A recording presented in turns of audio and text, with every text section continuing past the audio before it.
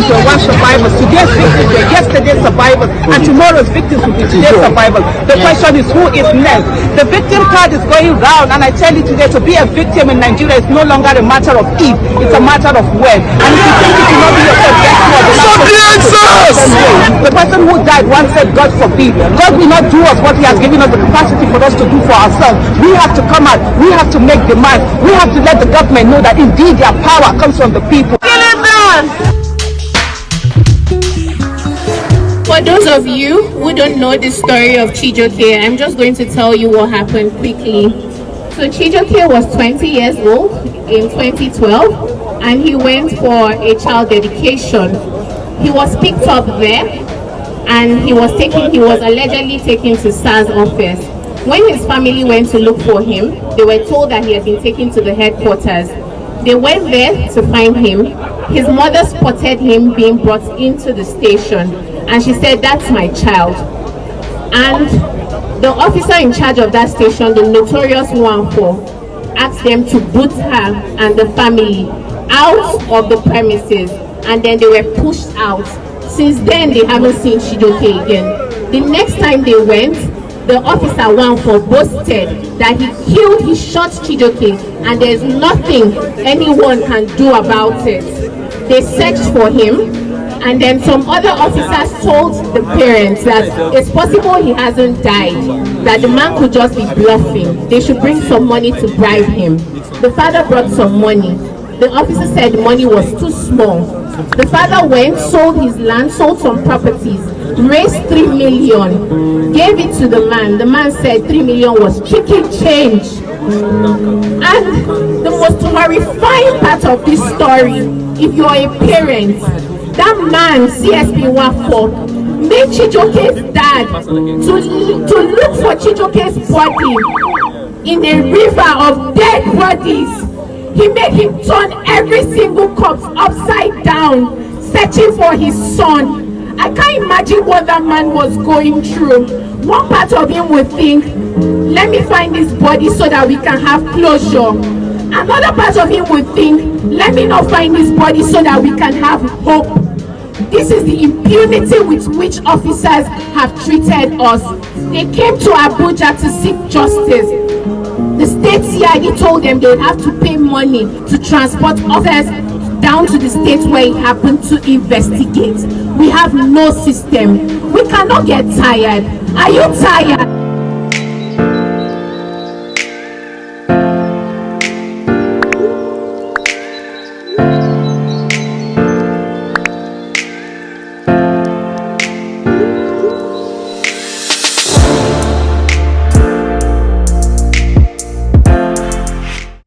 Hey babes, itsjanederry. Welcome back to my channel. So in this video I just want to tell you why the youths are protesting, why they want to end SARS here in Nigeria, or why they are even saying no to bad governance here in Nigeria. SARS is a special anti-robbery squad here in Nigeria. It was created in 1992. It was created from the Nigerian police unit to tackle armed robbery, to tackle vehicle theft, robberies, firearms. So the Special Anti-Robbery Squad SARS was created in 1992 from a Nigerian police unit because a Nigerian army was killed in a police post. So let's forget about that. I'm not here to educate you on what SARS is because a lot of us already know, and we have already gone online to see and search, gotten a lot of information about this. But the problem is that why we're testing about EndSARS is because they are not doing what they were created for. The SARS are not doing what they are supposed to do. Now they are not even on the highway, they are even on the normal roads, stopping young ones. If you're using an iPhone, if you're using a laptop, if you're driving a nice car, if you're on dreads, you're even, because I actually have friends, like guys, that makes their hair. And I don't see anything wrong with that. It's just fashion, this new trend. A lot of things are happening, a lot of things are changing. It's just like you telling a man in Scotland not to wear a skirt. They are used to it. So right now you can see a lot of them even putting on makeup. It's their own kind of fashion or lifestyle. The way I am, let me use myself as an example. As a vlogger here in Port Harcourt, you always see me with a tripod. You always see me with my iPhone, because right now my iPhone is like my camera. You always see me with a laptop to edit my videos. So if I'm traveling or if I'm going somewhere and a police officer sees me, or a SARS, not really a police officer, a SARS, he will always stop me and ask me, why am I going with this? I'm actually with Yahoo, this one, all those stuff. And I have friends, especially in Port Harcourt, that don't go out because they're actually avoiding not to meet these people on the way. I even have a story to tell you. There was a period I was going to Lagos. A lot of you, if you know La Vida Port Harcourt is an event just like Bole Festival here in Port Harcourt. So they had to do another edition in Lagos. We went to Lagos. On going to Lagos, we used GIG, other bigger bus that likes using that bus because police won't stop you. It's just this, it's easy, just pass through. So I was actually with an OAP because he's supposed to be the hype man. Then I was with a DJ. I was with extra 2 other people in that bus apart from other passengers. So we got to, I think that was Delta, around Delta. They stopped us. They told us to calm down. The other guy, the OAP, had to give his iPhone to the other girl to hold it, because normally we know that they mostly harass men instead of women, but now I notice that they still harass women too, not just men. So he has this kind of dread kind of thing that's like this punk or mohawk, I don't know how to explain it. So they told him to go down. He went down. They told all of us, we all went down. So they were like, they're talking to me, what are you doing, what do you do? I had to open my purse to bring out my card. So then you just see Janederry store online, making online easier. That was my complimentary card, sorry. So he was like, hey, see them, now them online, Yahoo boys, Yahoo girls, see them, now girls don't they join them. That's what he said. So in me though, I was praying. I was like, these people should not molest me in my head, because I was not even ready. What do I want to even pay? How much do I have? So this guy, they asked him, where is your phone? He brought his normal Nokia touch now. They were like, no, this one not be your phone. This one not be your phone. Give us your own phone. He said, I know that this is phone. Before we know it in the happen, guy, you don't slap this guy, tear and slap. Boy, his eye was red, because it was not like, right now it's funny to me because I'm telling you this story. It was not funny. We were all scared. So finally he had to reach out to the other girl and she brought that his phone. I was like, okay, so Nati, get this one. How much be this phone? So they went through his camera roll. As an OAP, I think them BB Nigeria, that was Cafe period.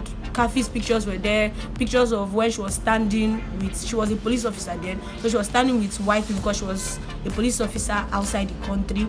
So he had pictures of them, pictures of some white men and stuff. They were like, this is what he uses to dupe people and steal from people. Finally, he was begging and everything there.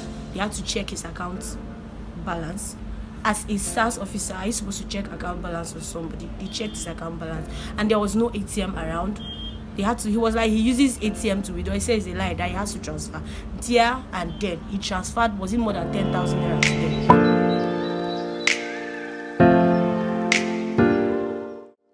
Okay, so let's use like our environment as an example.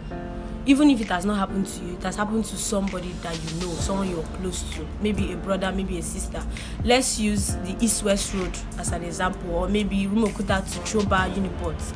If a SARS officer stops a vehicle, you don't even need to be in a flashy car anymore. You can even be in a taxi and they will drop everybody down and start searching your pockets. They will open your wallet. They'll start searching, even trying to sieve money, over your ATM card. I even had from someone that they even noticed a condom in his wallet. I was like, oh, what are you doing with this? You want to go and rape somebody? Guy, normally a guy should have that. That's protection. That they use different excuses. I've heard about when they even arrest somebody and they take you to their prison or wherever, they can kill the person and dump the person anywhere, even inside the river or so. I remember when we had a protest in Uniport, they killed a final year student and he died like that. I'm even sure you guys remember Chima, the mechanic that was driving, killed him too, just like that. It's something that even if you say that it has not happened to you, at least listening to all this news, even on story, like right now I feel so bad, and because I'm a very emotional person. When I come online to maybe let me just have fun, maybe let go of the stress. I come online, I see stories. There is someone I even had, Chijioke in Abuja, the way they killed him. The father had to find his body in a pool of dead bodies. Even if you don't want to get angry, think about this. Imagine your brother, God forbid, your father or your sister or your boyfriend or your husband, you're going to look for his body and you're seeing it in different dead bodies. And imagine those dead bodies too. Some parents are looking for them, they don't know where they are. They are still there, and that person has to see the body there. So if it's this is enough. This is enough for you to talk. But we have to end this now. We have to come out in full and say it's enough. So it doesn't have to happen. It does not have to happen to me. It does not have to happen to our brother, our sister, our boyfriends, our husband. I don't know. Please, let's all come out and talk. Around when the lockdown in this Port Harcourt started, I went with my younger sister. We went to my aunt to get some stuff. So that place was on total lockdown. I went to my tripod. A policeman stopped me on the road and started harassing me that who am I to be carrying this stuff about. So imagine, normally if I'm going out, I'm always with this. So let's come out for ourselves.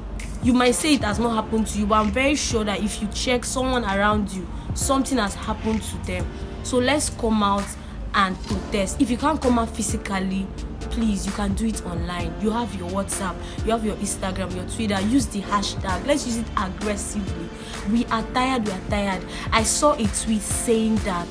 I saw a lot of tweets. I feel like I'm just going to be putting it all out as I'm editing this video so you see them. I saw a tweet that says that if we can continue with this EndSARS for 30 days, the UN will come in and at least we can talk about the kind of Nigeria that we want. This is for the new Nigeria.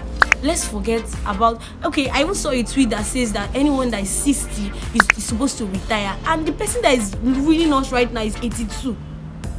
I don't understand. Someone that is even older than my father.